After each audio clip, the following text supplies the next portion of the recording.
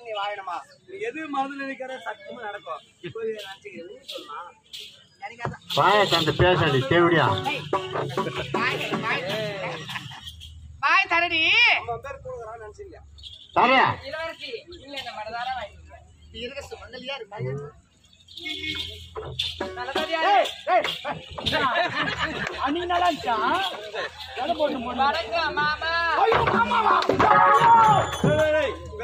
கோயந்தரா